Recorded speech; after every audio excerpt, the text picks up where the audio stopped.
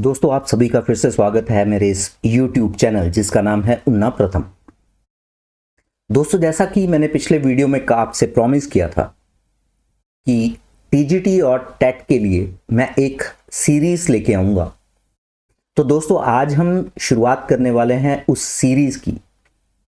इस सीरीज में हम कुछ इंपॉर्टेंट प्रश्नों को डिस्कस करेंगे जो कि मुझे लगता है कि वो आपके एग्जामिनेशन पॉइंट ऑफ व्यू से काफी इंपॉर्टेंट रहने वाले हैं।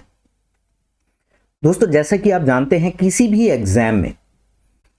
एग्जाम में जनरल नॉलेज जो है वो बेहद इंपॉर्टेंट भूमिका निभाता है, और उसमें हिमाचल प्रदेश का जीके और इंडिया का जीके और वर्ल्ड का जीके तीनों ही इंक्लूड होते हैं। लेकिन हिमाचल का जीके अपने आप में बहुत कॉम्प्लिकेटेड है, क्योंकि हालांकि हिमाचल में सिर्फ 12 डिस्ट्रिक्ट्स हैं, लेकिन उनके ट्रेडिशंस, उनका कल्चर, उनका जो आर्ट ऑफ लिविंग है वो टोटली आपस में डिफर करता है। क्लियर? तो यहां पे जो प्रश्न बनते हैं वो बेहद अपने आप में एक टफ बन जाते हैं। तो इन्हीं क्वेश्चंस को मैं आपको एमसीक्यूज की फॉर्म में लेके आया हूं, और मैं उम्मीद करता हूं कि आपके लिए ये बेनिफिशियल होंगे। क्लियर है? मेरा ये आपसे वादा है कि ये सीरीज ना केवल आपके ज्ञान को बढ़ाएगी, बल्कि परीक्षा में आपके आत्मविश्वास को भी ऊंचाई देगी।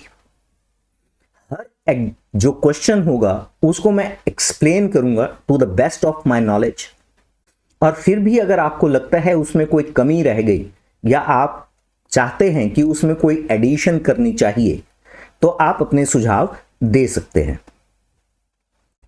क्लियर? तो चलिए आज की शुरुआत करते हैं हम आज के हिमाचल के प्रश्नों से। तो आज का जो है पार्ट 1 है सीरीज का। इस तरह की कई सीरीज जो है मैं लेके आऊंगा। तो चलिए शुरुआत करते हैं आज की सीरीज की, और आपके सामने प्रस्तुत करता हूं मैं आपका पहला प्रश्न। दोस्तों, पहला प्रश्न है, Thana Plaun hydro power project is located in which district of Himachal Pradesh? Thana Plaun जल विद्युत परियोजना हिमाचल के किस जिले में स्थित है? दोस्तों, ऑप्शन आपके सामने है, शिमला, मंडी, ऊना, हमीरपुर। मेरी सभी दोस्तों से रिक्वेस्ट है कि वो कॉपी और पेन साथ में लेकर बैठें और प्रश्नों को ट्राई करें। ठीक है? और एंड में मैसेज जरूर डालें कि आपके कितने प्रश्न ठीक हुए।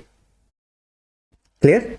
बहुत सारे स्टूडेंट्स वो डाल रहे हैं, लेकिन मैं सभी से रिक्वेस्ट कर रहा हूं कि आप जितने भी आपके प्रश्न ठीक होते हैं उसको मैसेज बॉक्स में जरूर डालें। तो पहला प्रश्न आपने पढ़ लिया। ठीक है? तो चलिए देखते हैं इसका राइट आंसर।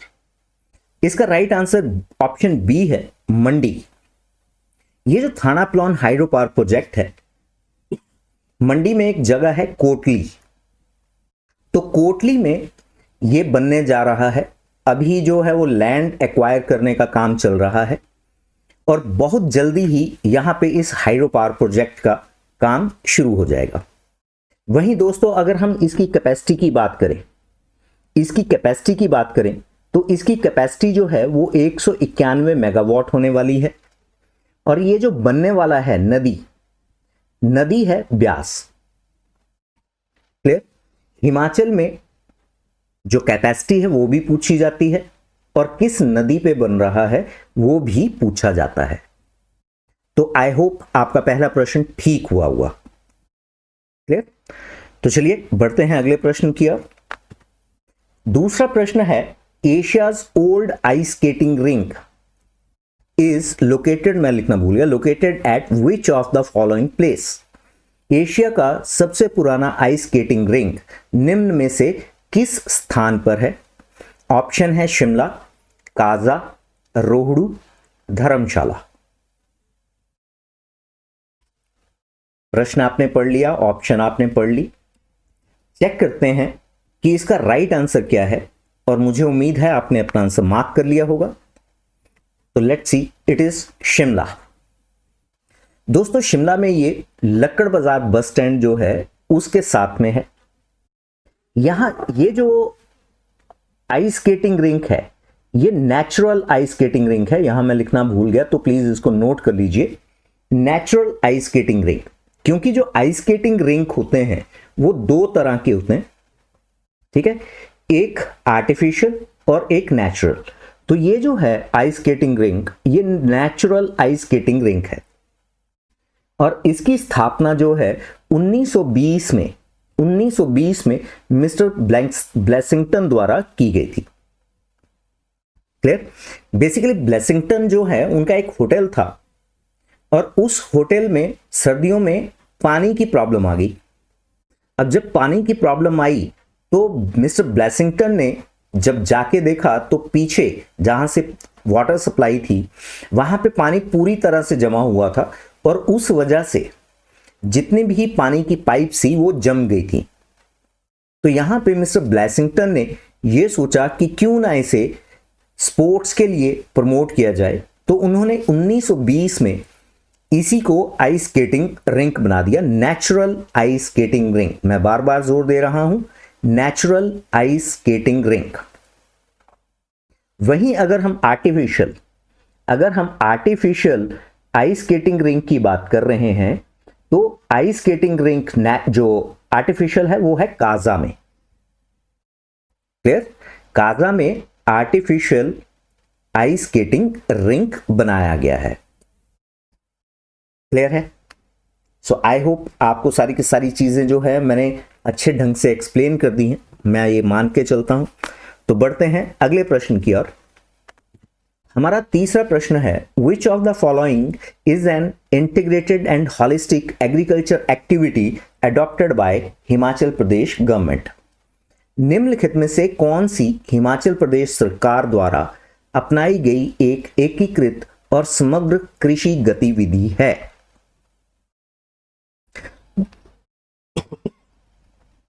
दोस्तों यहां पे हिमाचल में जितनी भी एग्रीकल्चर पॉलिसीज थी या प्लान्स थे उनको इकट्ठा कर दिया गया है, उसको एक ही योजना में सम्मिलित कर दिया गया है और इसका राइट आंसर जो है वो है हिम उन्नति योजना। ठीक है, ये बेहद इंपॉर्टेंट प्रश्न है, हिम उन्नति योजना। ये जो हिम उन्नति योजना है ये अप्रैल 2023 में शुरू हुई थी और ये नेचुरल फार्मिंग, प्राकृतिक खेती को बढ़ावा देने के लिए थी। ठीक है, ये जो प्लान किया गया था कि जो नेचुरल फार्मिंग, प्राकृतिक खेती है, ये क्लस्टर बेस पे की जाएगी। क्लियर है? अब यहां पे मैं आपके लिए एक प्रश्न छोड़े जा रहा हूं कि ये जो क्लस्टर्स की मैं बात कर रहा हूं तो शुरुआत में कितने क्लस्टर्स बनाए गए और कितने का टारगेट है? क्लियर है दोस्तों? तो चलिए बढ़ते हैं हम अपने चौथे प्रश्न की ओर। चौथा प्रश्न है, विच of the following is a portal for social service scheme of Himachal government? निम्नलिखित में से कौन सी हिमाचल प्रदेश सरकार की सामाजिक सेवा योजना के लिए एक पोर्टल है? दोस्तों पहले प्रश्न को समझिए। प्रश्न ये कहता है कि जितनी भी गवर्नमेंट्स होती हैं, क्योंकि गवर्नमेंट जो है वो एक वेलफेयर स्टेट है, तो लोगों के लिए वो विभिन्न योजनाएं चलाती हैं, सामाजिक योजनाएं चलाती हैं। अगर आपको किसी भी योजना के बारे में कोई भी इंफॉर्मेशन चाहिए तो निम्नलिखित में से कौन सा एक ऐसा पोर्टल है जिसको आप ऑनलाइन जाकर एक्सेस कर सकते हैं? ठीक है, तो ये प्रश्न है। तो ऑप्शन आपके सामने है, him express, him swan, him रक्षक, अमृत। तो ऑप्शन आपके सामने है, him express, him swan, him रक्षक, अमृत। तो चलिए चेक करते हैं इसका राइट आंसर। तो यह है हिम एक्सप्रेस।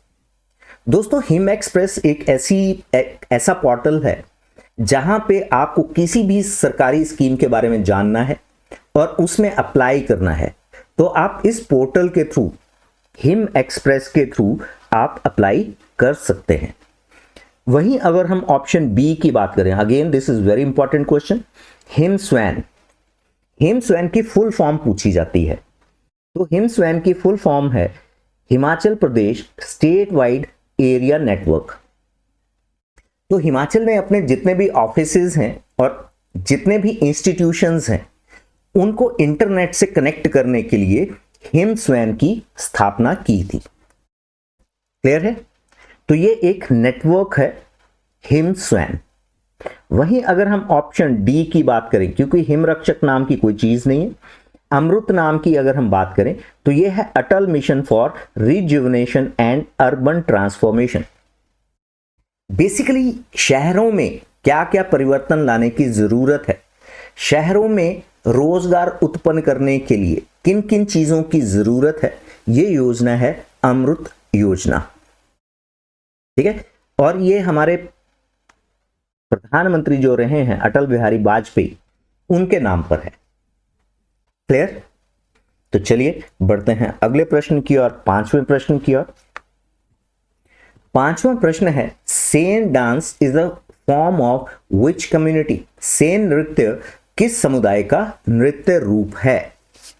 लाहौलास यानी लाहौल के रहने वाले लोगों के, किन्नौरास यानी किन्नौर में रहने वाले लोगों के, हाटी या पंगवाल। क्लियर? तो आई होप आपने आंसर मार्क कर लिया होगा, तो लेट्स चेक इट आउट। तो राइट आंसर इज पंगवाल।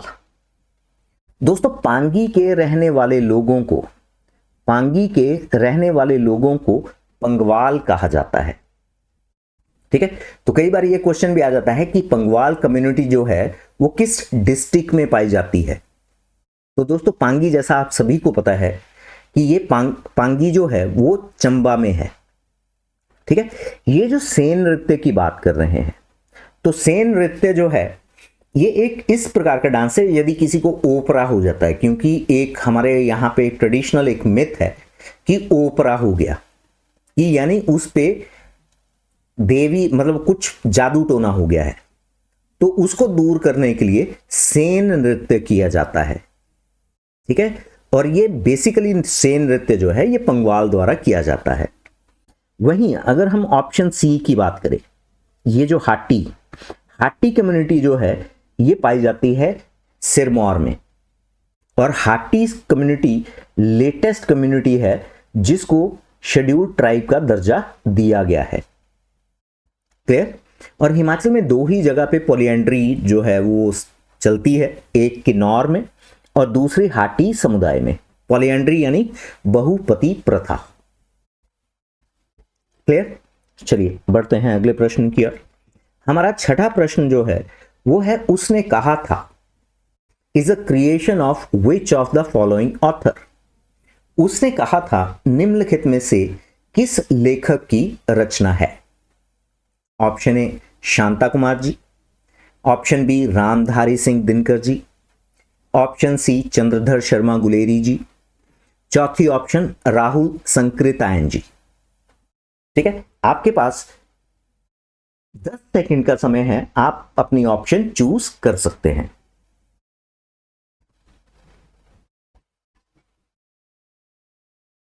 समय समाप्त हुआ,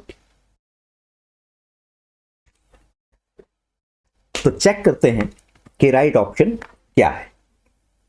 तो right option is Chandradhar Sharma Guleri. दोस्तों जैसे ही आप गुलेरी का देखते हैं यहां पे, तो जो गुलेर है, गुलेर जो है ये पड़ता है डिस्ट्रिक्ट कांगड़ा में। क्लियर? तो यहां पे ये प्रश्न भी आता है सप्लीमेंट्री क्वेश्चन कि चंद्रधर शर्मा गुलेरी जी का संबंध जो है वो किस डिस्ट्रिक्ट से है, तो ये है डिस्ट्रिक्ट कांगड़ा। हालांकि इनका जन्म जो है आई थिंक राजस्थान में हुआ था। क्लियर? लेकिन इनका जो एंसेस्टर है वो बिलोंग करते थे गुलेर से। तो अगर प्रश्न ये आ गया चंद्रधर शर्मा गुलेरी का संबंध किस डिस्ट्रिक्ट से है, तो कांगड़ा। दोस्तों एक कहानी, ये जो उसने कहा है ये एक कहानी है जो सेकेंड वर्ल्ड वॉर पे आधारित है। क्लियर? इसमें जो मेन कैरेक्टर है वो है लहणा सिंह। तो ये सारी की सारी कहानी जो है सेकेंड वर्ल्ड वॉर में लहणा सिंह पे आधारित है। क्लियर है? चंद्रधर शर्मा गुलेरी द्वारा ही लिखी गई एक और इंपॉर्टेंट किताब है जिसका नाम है बुद्ध का कांटा। तो ये भी बेहद इंपॉर्टेंट है।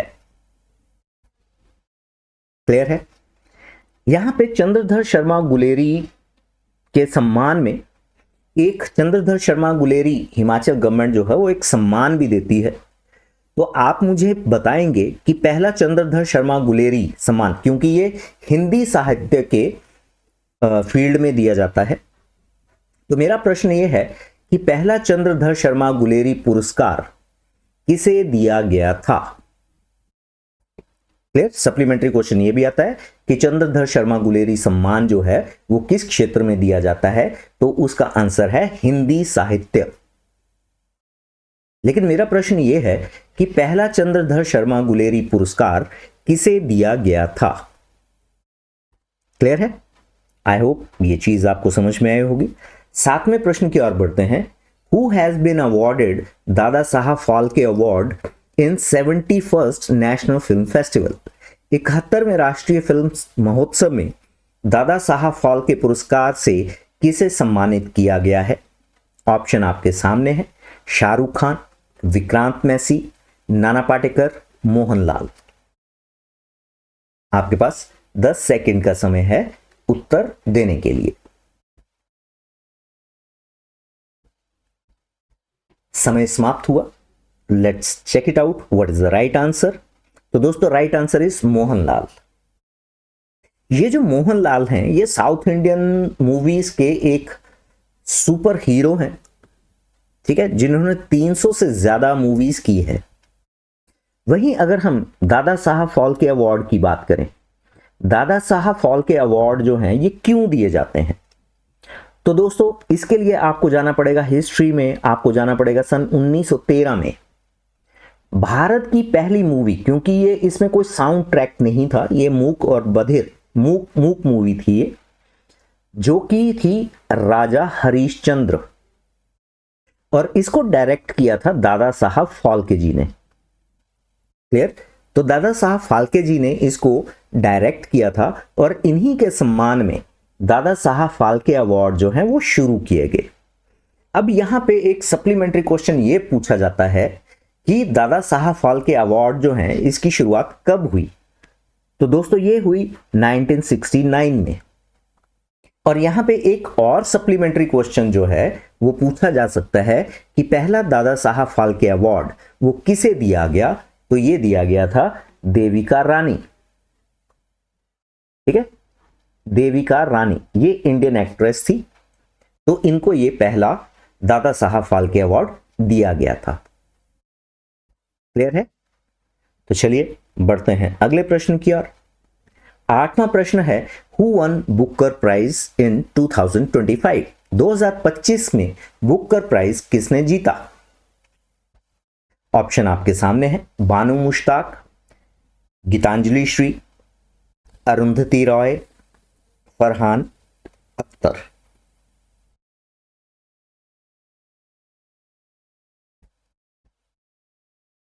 आपका समय समाप्त होता है। अब क्रॉस चेक कीजिए कि right answer Banu Mushtaq option A. दोस्तों बानू मुश्ताक ने एक बुक लिखी हार्टलैंड। क्लियर है? बेसिकली ये अगर हम बुकर प्राइज की बात करें, जिसको पहले मैन बुकर प्राइज कहा जाता था, ठीक है, ये स्टार्ट किया गया था 1969 में। क्लियर? अब ये किन किताबों को दिया जाता है? किस किताब को दिया जाता है? वो किताबें जो इंग्लिश में होती हैं और इसको या तो आयरलैंड में पब्लिश किया जाता है या यूनाइटेड किंगडम में। क्लियर? ये सिर्फ उन्हीं को दिया जाता है। 2022 में अगेन वेरी वेरी इंपॉर्टेंट, 2022 में गीतांजलि श्री, हालांकि बहुत सारे इंडियन ऑथर्स को ये अवार्ड मिल चुका है, लेकिन हम बात करेंगे जो कि फर्स्ट होता है। 2022 में गीतांजलि श्री ने एक हिंदी में किताब लिखी थी, ठीक है, हिंदी में किताब लिखी थी जिसका नाम था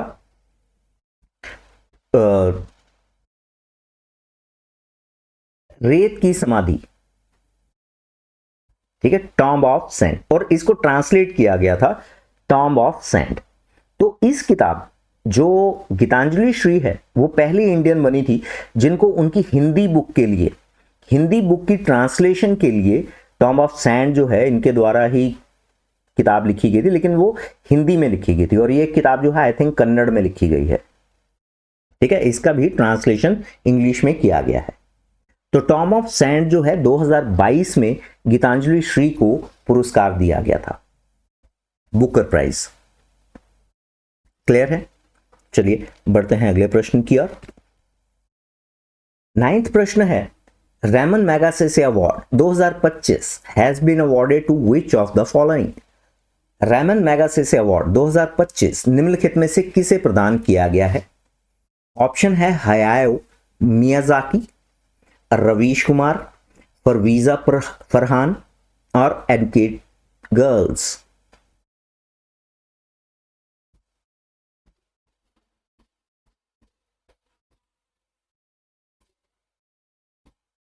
समय आपका समाप्त होता है। चलिए चेक करते हैं। The right answer is Educate Girls. दोस्तों ये बेहद इंपॉर्टेंट प्रश्न है और मेरा ये मानना है कि आने वाले एग्जाम्स में इसकी प्रोबेबिलिटी जो है सबसे ज्यादा है। इसकी प्रोबेबिलिटी ज्यादा क्यों हो जाती है? ये पहली बार हुआ है कि किसी भारतीय संस्था को, किसी संस्था को ये रेमन मैगसेसे अवार्ड दिया गया है और उस संस्था का नाम है एडुकेट गर्ल्स। क्लियर? ये जो एडुकेट गर्ल्स संस्था है ये रन की जाती है सफीना हुसैन द्वारा। ठीक है, इस एनजीओ का मुख्य उद्देश्य है जो दूर दराज क्षेत्रों में लड़कियां रह रही हैं जो किसी कारण से उन्होंने स्कूल छोड़ दिया है या वो स्कूल नहीं जा पा रही हैं, तो उनकी एडमिशन करवाने का काम जो है वो ये एनजीओ करती है, एडुकेट गर्ल्स। क्लियर? तो इसकी जो संस्थापक है वो है सफीना हुसैन। क्लियर? वहीं अगर हम रेमन मैगसेसे अवार्ड की बात करें तो दोस्तों ये जो रेमन मैगसेसे हैं ये फिलीपींस के प्रेसिडेंट थे जिनकी एक विमान दुर्घटना में मृत्यु हो गई थी, और उनका विजन बहुत क्लियर था कि फिलीपींस को अगर तरक्की के रास्ते पे लेके जाना है तो बहुत सारे सुधारों की आवश्यकता है, और उन्होंने वो नेसेसरी स्टेप्स जो है वो लिए। क्लियर? तो उन्होंने जो सोशल स्टेटा है फिलीपींस का उसको मजबूत बनाने के लिए बहुत सारे स्टेप्स लिए, और इन्हीं के नाम पर रेमन मैगसेसे अवार्ड्स की स्थापना हुई। दोस्तों ये जो रेमन मैगसेसे अवार्ड है इसे एशिया का, यहां से सप्लीमेंट्री क्वेश्चंस बहुत सारे निकलते हैं, रेमन मैगसेसे अवार्ड को ही एशिया का नोबेल प्राइज भी बोला जाता है। क्लियर? इसको शुरू किया गया था 1957 में। क्लियर? और कहां प्रदान किए जाते हैं? ये प्रदान किए जाते हैं, फिलीपींस की कैपिटल है मनीला, तो मनीला में ये प्रदान किए जाते हैं। क्लियर?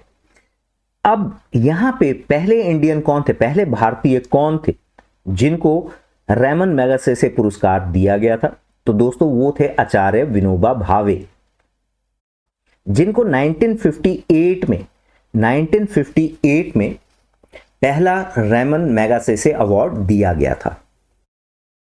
दोस्तों रेमन मैगसेसे ने किसानों को मजबूत बनाने के लिए उनको जमीन प्रोवाइड करी थी ताकि वो खेती कर सके जिनके पास जमीन नहीं थी। वही काम भारत में आचार्य विनोबा भावे ने किया था। आचार्य विनोबा भावे ने भारत में एक आंदोलन शुरू किया था, भूदान। क्लियर? तो इसी भूदान आंदोलन के लिए इन्हें रेमन मैगसेसे अवार्ड दिया गया था। क्लियर? ईयर भी आपको याद रखना है 1958। क्लियर? बढ़ते हैं अगले प्रश्न की ओर। हमारा 10वां प्रश्न है, Kamru Nag is located in which of the following district. Kamru Nag झील निम्न में से किस जिले में स्थित है? ऑप्शन आपके सामने है, मंडी, कुल्लू, शिमला, चंबा। आपके पास है सिर्फ 10 सेकंड का समय।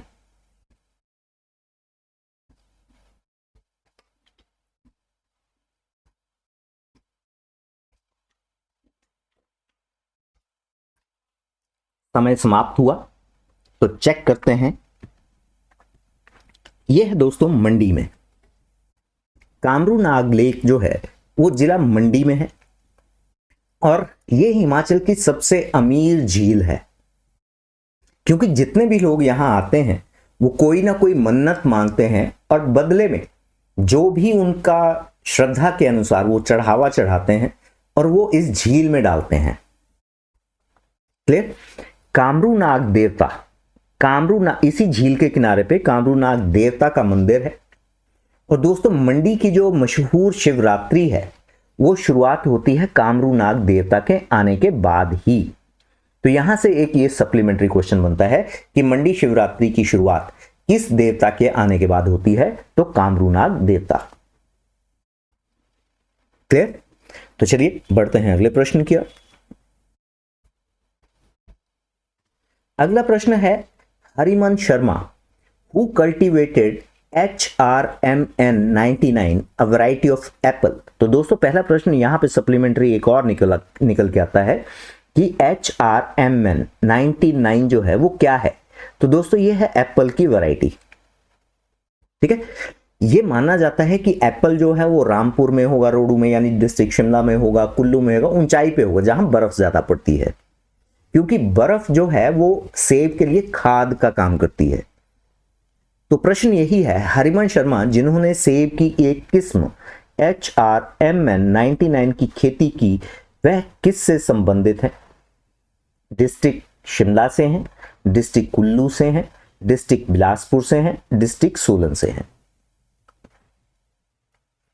तो दोस्तों आई होप आपने अपना आंसर मार्क कर लिया होगा, क्योंकि प्रश्न पढ़ते पढ़ते काफी समय निकल गया। तो लेट्स चेक। तो इनका संबंध है बिलासपुर से।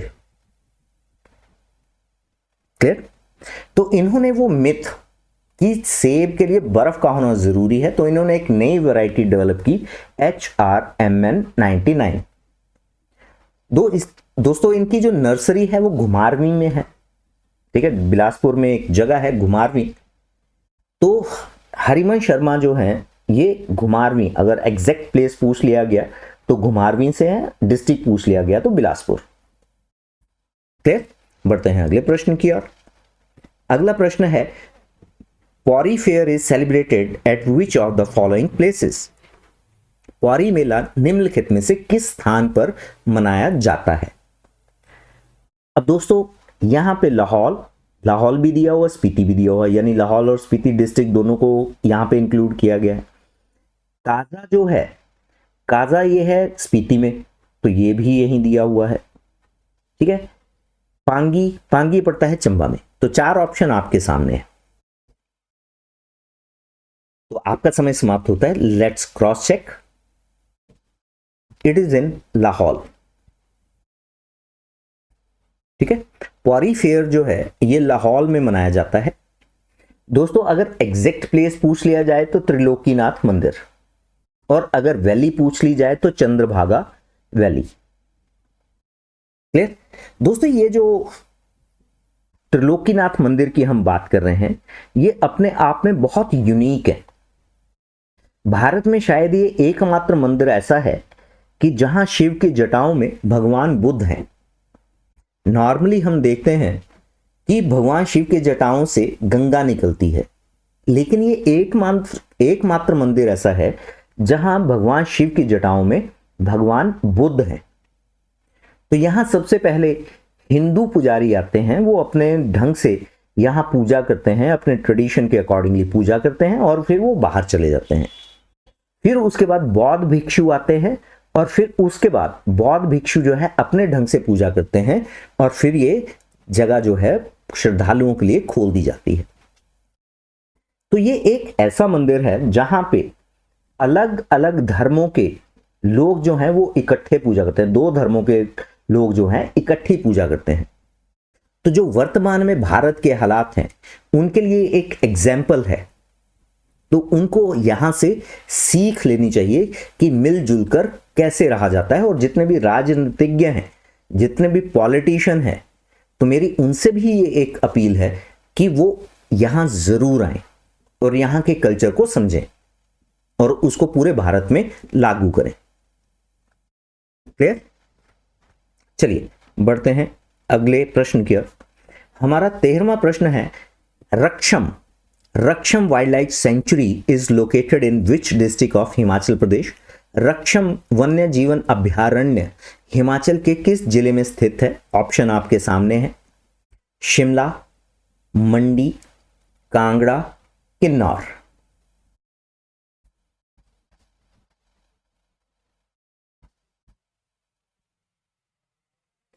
समय समाप्त हुआ। Let's cross check it is in Kinnaur. ठीक है दोस्तों, किन्नौर में भी अगर ये पूछ लिया गया कि ये कौन सी घाटी में स्थित है तो ये है सांगला वैली में। रक्षम जो है, रक्षम वाइल्ड लाइफ सेंचुरी, ये है सांगला वैली में। क्लियर है?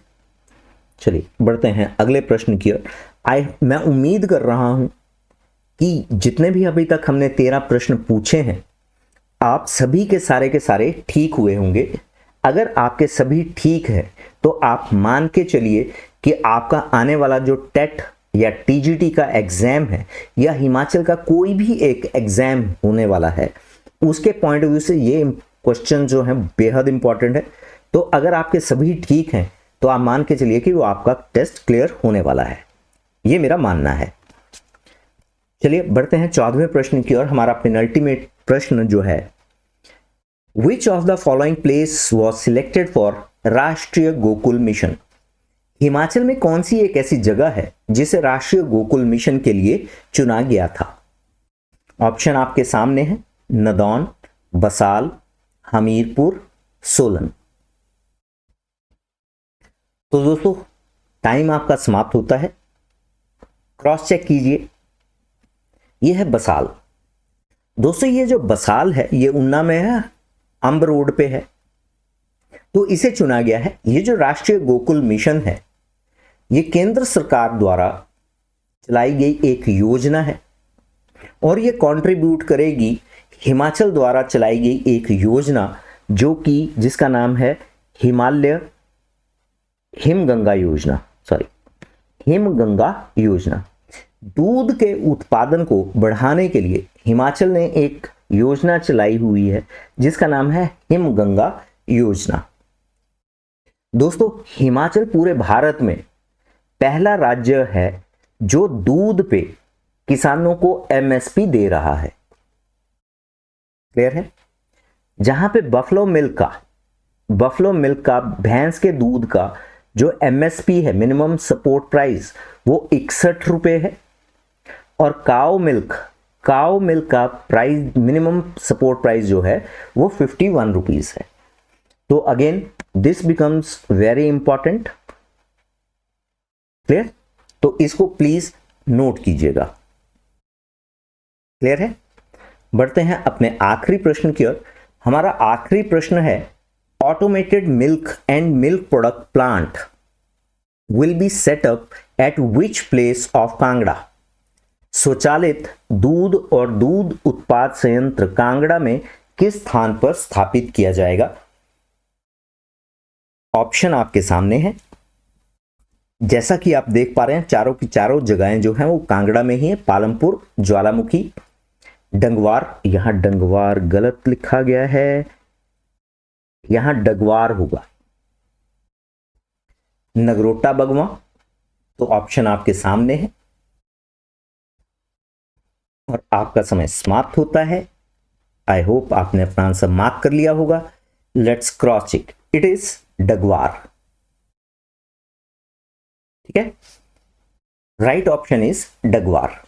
जैसा मैंने आपको बताया कि हिमगंगा योजना हिमाचल में चली हुई है जहां पे दूध और दूध की प्रोडक्शन को बढ़ाना है। तो दूध अगर बढ़ेगा तो मिल्क प्रोडक्ट्स भी बढ़ेंगे।